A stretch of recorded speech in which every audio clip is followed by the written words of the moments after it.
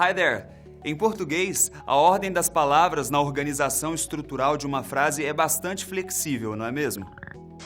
Por exemplo, Maria foi ao Museu de Artes ontem. Podemos dizer de outra forma como Maria foi ontem ao Museu de Artes. Ou mesmo, ao Museu de Artes Maria foi ontem. Viu só quantas possibilidades?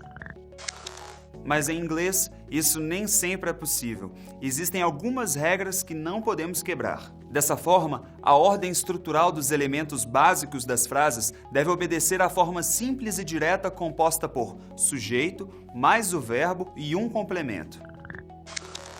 For example, Pablo Picasso painted Guernica. Note que o sujeito e o verbo estão juntos, pois eles não se separam. Essa mesma lógica vale para a ordem de expressões de lugar e de tempo em uma frase. Geralmente, lugares ficam ao lado de um verbo, já a posição do tempo fica no final da frase. Andy Warhol died in New York in 1987. Frequentemente podemos usar o tempo também no início de uma frase. Last year, I saw the birth of Venus in Italy. Quando juntamos um verbo mais uma preposição, temos um phrasal verb, que pode mudar totalmente o significado de um verbo. For example, to take significa pegar, mas to take off significa decolar. Um verbo que merece sua atenção especial é get, pois ele é usado em diversas situações na língua inglesa como um verbo auxiliar.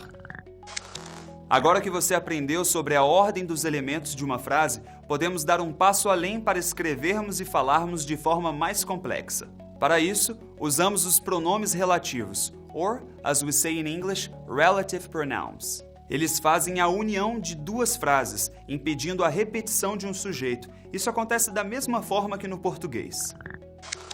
An artist is a person who works with creativity. Percebeu como essa forma é sofisticada? Os pronomes relativos também introduzem uma relative clause, que é parte de uma ideia ou ação que não interfere na ideia principal. Tarsila do Amaral, who was a Brazilian painter, will have an exhibition in the US. O verbo principal nesse caso é o will, e o verbo do relative pronoun é o was. Repare que se omitirmos a parte entre vírgulas, não tiraremos o sentido da frase. Então, temos aí uma relative clause. Nesse caso, usamos o who para pessoas, o that para coisas e pessoas e, por fim, o which apenas para as coisas. A posição desses pronomes em uma frase precisa também sempre ser observada, pois oferece uma variação de sentido, do coloquial para o formal.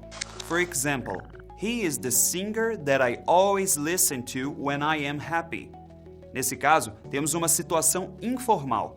Já em he is the singer to whom I always listen when I am happy é um caso formal. Como você aprendeu mais sobre a posição dos termos de uma frase, é hora de praticar. Para expandir seu vocabulário, assista a documentários de artes ou de ciências. Eles são uma ótima fonte de aprendizado. Eu fico por aqui. Enjoy your studies and see you next time.